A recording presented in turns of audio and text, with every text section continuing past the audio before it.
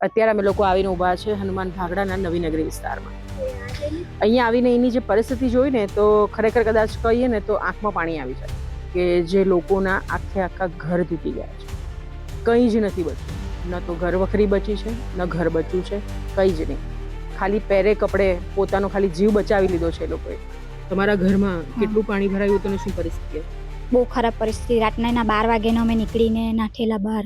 અમે પહેલા મંદિર પર રોકાયેલા, સવારે 5 વાગ્યાના મંદિર પર ચડેલા, તે સાંજે 5 વાગે મંદિર પરથી ઉતર્યા. મારો ઘરવાળો તો મરતા મરતા બચ્યો. પાણી એટલું બધું ફાસ્ટ ઉતરી ગયું કે ન પૂછો વાત, ને ઘર તૂટી ગયું છે. ઘરનો સામાન બધો ગહલાઈ ગયો છે. શું પરિસ્થિતિ હતી? ઘરમાં પાણી ભરાઈ ગયું હતું, શું હાલ હતા? ઘરમાં પાણી ભરાઈ ગયેલું ને અમે ઉપર માર પર ચડી ગયેલા. આ લાકડાનો માર હતો એ તૂટી ગયો. ના તો વર અમને બચાવી લઈ ગયો સાડી બાંધીને. ખાવા પીવાનું કઈ રીતે મેનેજ આ બધા આપે છે, આપી જાય છે. હોવાનો ખાટલો ને કંઈ નહીં, ગોદડા બોડા કંઈ નહીં. મારે અંગૂઠી 4 અંગૂઠી ઉઠી તે બી ગહલાઈ ગઈ છે. હવે એવું પાછું શોધવા જામ તો કામ મળે. કોયરા ભૂખના મારે ખાવાનું માંગે. નથી સરકાર ઘેર આપતી અમને. કેટલા વર્ષથી અમે ફોર્મ ભરીએ તો ઘર પણ નથી આવતું. આ ઘર તૂટી ગયું ત્યારે ઘેર આપીએ. હવે એ શું કામનું? દર્શક મિત્રો, વલસાડમાં આવેલું પૂર અને તબાહીના જે દ્રશ્યો છે ને, એ સતત રોજ નવા દ્રશ્યો આપણી સામે આવી રહ્યા છે. અત્યારે અમે લોકો આવીને ઊભા છે હનુમાન ભાગડાના નવી નગરી વિસ્તારમાં. અહીંયા આવીને એની જે પરિસ્થિતિ જોઈને તો ખરેખર કદાચ કહીએ ને તો આંખમાં પાણી આવી જાય કે જે લોકોના આખા ઘર તૂટી ગયા છે. કંઈ જ નથી બચ્યું. ન તો ઘર વખરી બચી છે, ન ઘર બચ્યું છે, કંઈ જ નહીં. ખાલી પહેરે કપડે પોતાનો ખાલી જીવ બચાવી લીધો છે એ લોકોએ. અને પરિસ્થિતિ એટલી બધી ખરાબ છે, એટલી બધી વિકટ છે કે આમાંથી બહાર કઈ રીતે આવવું એ તો આપણને કદાચ મગજ જ કામ નહીં કરે. અહીંયા આવીને વાત કરીએ એના રહીશો સાથે કે જેઓ અહીંયા રહે છે અને જેઓના ઘરમાં ઘણું બધું નુકસાન થયું છે, એવા લોકો સાથે વાત કરીએ. શું નામ છે તમારું? સપનાબેન વિજયભાઈ રાઠોડ. શું પરિસ્થિતિ છે અને જ્યારે આ વરસાદનું જે પાણી ભરાયું, તમારા ઘરમાં કેટલું પાણી ભરાયું હતું અને શું પરિસ્થિતિ હતી? બહુ ખરાબ પરિસ્થિતિ. રાતના 12 વાગ્યાના અમે નીકળીને નાઠેલા બહાર. અમે પહેલા મંદિર પર રોકાયેલા, સવારે 5 વાગ્યાના મંદિર પર ચડેલા, તે સાંજે 5 વાગે મંદિર પરથી ઉતર્યા. કોયરા ભૂખના મારે ખાવાનું માંગે. નથી સરકાર ઘેર આપતી અમને. કેટલા વર્ષથી અમે ફોર્મ ભરીએ તો ઘર પણ નથી આવતું. આ ઘર તૂટી ગયું ત્યારે ઘેર આપીએ. હવે એ શું કામનું? અમે અમારો જીવ બચાવ્યો ત્યારે તમે અમને ઘેર આપવાના. આખું જ ઘર તૂટી ગયું? આખું, કઈ જ નહીં. વાસણ બાસણ બધું ગયું. કેટલા જણા રહેતા હતા? અમે 5 જણા. મારા 2 છોકરા, હું, મારી સાસુ ને મારો ઘરવાળો. મારો ઘરવાળો તો મરતા મરતા બચ્યો. ઘર ઉપર ચડેલો. ઘર તું 5 મિનિટ પહેલા અહીંથી આ બાજુના ઘરે જતો રહ્યો. એ લોકોને સાડી લાગી ત્યાં એટલી ખરાબ પરિસ્થિતિ. સરકાર લોકોને ફોન કરે તો ફોન ની ઉચકે ને ઉપરથી હાંભું બોલે એ લોકો. હવે હેલિકોપ્ટર નું હેલિકોપ્ટર ના સારું કીધું એ લોકોને તો હેલિકોપ્ટર પણ નહીં મંગાવ્યું. અહીંયા 3 માણસ લટકેલા હતા.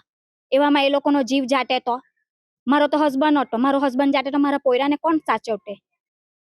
સાડી બાંધીને સામેના ઘરે એ લોકો ચડ્યા. અમે નાખેલી સાડી ત્યારે આના પાછા ઘરવાળાને પોયરો ને આવે ને હાથ જોડીને જાયા કરે. કઈ કશું બોલે નહીં કે તમને અમે ઘર બાંધી આપું કે તમને આવી રીતે અમે સુવિધા કરી આપું. કઈ નહીં. આવ્યા હાથ જોડીને. અત્યારે કયા પ્રકારની તમને સુવિધા મળી? સરકાર તરફથી શું મળ્યું? કઈ નહીં. ઘરના ફોર્મ ભરી ગયા છે ને આ વિતરણમાં આવે તે ખાવાનું આવે તે ખાઈએ ને કીટ એવું આવ્યું તે કીટ લીધી. સરકાર તરફથી કીટ ને એવું આપવામાં આવી હા, રહ્યું છે. તેટલું જ. અને અત્યારે જ્યારે ઘર તૂટી ગયું છે, તમારી પાસે રહેવા માટે એક છત પણ નથી. બાળકો છે તમારા, હા, તો અત્યારે હવે કઈ રીતે તમે એડજસ્ટ કરો છો? અહીંયા સામે મારી નણંદનું ઘર છે તો અમે રોકાઈએ. બેન, શું પરિસ્થિતિ હતી અને ઘરમાં કેટલું નુકસાન થયું તમારે? મારું તો બધું જ બેન ગયું, કઈએ નથી બાકી રહેલું એક બી વસ્તુ. એટલે વાસણ થી મારીને પલંગ થી કે ગોદરા કે બધું જ ગયું. કઈ બી હોવાનું કે કઈએ નથી. આ તો આપી ગયા ને તે પાછી નહીં કરતા છે. તે બી તો નીચે જવાનું હોવાનું હોય. શું હેલ્પ કરવામાં આવી સરકાર તરફથી? સરકાર તરફથી આપી જાય તે બધું આ ગોદરા ને ચટાઈ ને એવું આપી ગયા એ લોકો. તે જ પાઠવતા છે. કેટલા કલાક તમે પાણીમાં ફસાયેલા હતા? અમે 12:30 વાગ્યાથી અહીંથી નીકળીને ગયા તો ત્યાં ઉપર પછી આ લોકોના ઉપર ઘર પાસે ગયા. કેટલા કલાક ફસાયા હતા તમે? 24 કલાક. હા, 24 કલાક. 24 કલાક પાણીમાં ફસાયેલા હતા તમે? તો અમે આજ બાજુના ઘર બોલાવી લીધા તો અમે ત્યાં ગયા ત્યારે જીવ બચાવવા. અમારા હસબન્ડ છે ને ઉપર ઉતા એ લોકો, તે લોકોના હેલિકોપ્ટર ને સારું કીધું. 1 કલાક આવે, 2 કલાક આવે. આ બીજું ને આ તૂટી ગયું તો અમે કીધું કે પછી સાડી લાવી, આટલે જ બાંધેલી સાડી ત્યાંથી પછી એ લોકોને હસબન્ડ કેટલા કલાક છત ઉપર ફસાયેલા હતા? એ લોકો 24 કલાકે ઉપર જ ઉઠા જેવા. શું પરિસ્થિતિ હતી? ઘરમાં પાણી ભરાઈ ગયું હતું? શું ઘર- હાલ હતા? ઘરમાં પાણી ભરાઈ ગયેલું ને અમે ઉપર માળ પર ચડી ગયેલા. આ લાકડાનો માર હતો એ તૂટી ગયો ને આ તો અમને બચાવી લઈ ગયો સાડી બાંધીને ને બધું ઘસવાઈ ગયેલું. કઈ મળે નહીં. આ કેટલા કપડા એ જ, કઈ નથી બચ્યું માસી કઈ ઘરમાં? નહીં. કોણ કોણ રહો છો ઘરમાં? મેં ને મારા વાર અપંગ છે મારા વાર.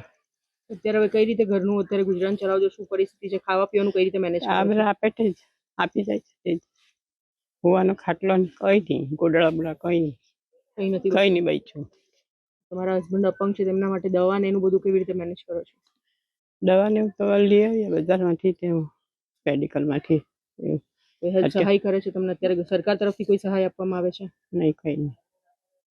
તમે જ પોતે મહેનત કરીને અત્યારે બધું ઊભું કરો છો? હા હા, પાણી ચાલુ થયું ત્યારે મારો બોલાવવા સારું આવ્યા ત્યારે ઉઠીને ગયા એટલે ઘર ખરખર જવા લાગ્યું. પાછો આવવાની પરિસ્થિતિ નહીં મળે. પાણી એટલું બધું ફાસ્ટ ઉઠી ગયું કે ન પૂછો વાત. અમે જીવ બચાવવા માટે અમે નીકળી ગયા હતા ને ઘર તૂટી ગયું છે. ઘરનો સામાન બધો ગહલાઈ ગયો છે. કબાટ ગયો છે, ટીવી ગયું છે, બધું ગયું છે. મારે અંગૂઠી 4 અંગૂઠી ઉઠી તે બી ગહલાઈ ગઈ છે. હવે એવું પાછું ફૂટવા જામ તો કામ મળે. પાણી તો એટલું બધું ફૂલ પાણી કે કશું જ મળે એવું નથી. હવે તો નિરાધાર થઈને બેસેલો છું. છોકરાના ઘરે રહું છું અને ઠકઠાક ખાઉં છું. ઘર બનાવી આપે તો 4-5 ફૂટ પૂરણ કરીને પછી ઘર બનાવી આપે તો મહેરબાની સાહેબ, અમે સુખેથી રહી શકીએ છીએ. એ સરકારને તમે વિનંતી કરવા માંગો છો કે હવે તમને ઘર બનાવી આપે તો થોડું ઊંચું બનાવીને આપે? ઊંચું બનાવીને આપો. હા, ઊંચું બનાવે ને તો અમે નિરાશથી રહી શકીએ છીએ. કારણ કે એ લોકો બનાવે તો જમીન લેવલ જ બનાવે તો જમીન લેવલ તો કંઈ કામનું નહીં મળે. કાકા કેટલા વર્ષે આટલું બધું પાણી આવ્યું હશે આ તમારા ઘરમાં? આ ઘરમાં 3 વખત પાણી આવી ગયું. 3 વખત. પણ એવું કહેવાય છે કે 1968 પછીનું સૌથી મોટું પૂર આ આવેલું. 1968 ઘર નહીં ઉઠા ત્યારે આ જંગલ પાર્ટી જ ઉઠી. 1968 ની અંદર જે આ રેલ આવી પછી આ છાપરા બનાવ્યા. કેટલા ફૂટ પાણી ભરાયું હતું તમારા ઘરમાં? 1968 વખતે તો પાણી છે ને તે ઘૂંટણ જેટલા જ હતા.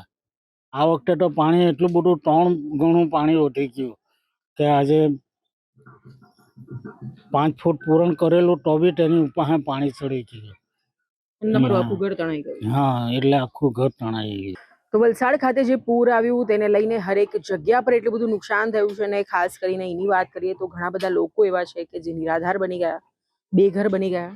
પૂર આવ્યું, ઘર વખરી તો તણાઈ ગઈ પણ સાથે સાથે આખાના આખા ઘર તણાઈ ગયા.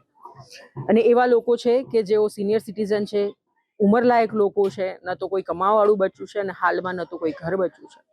તેઓ સરકાર પાસે હાલ એટલી જ આશા રાખી રહ્યા છે કે સરકાર તેઓને ફરીથી એક ઘર બનાવીને આપે કે જેથી કરીને તેઓને રહેવા માટે એટલીસ્ટ એક છત મળી જાય.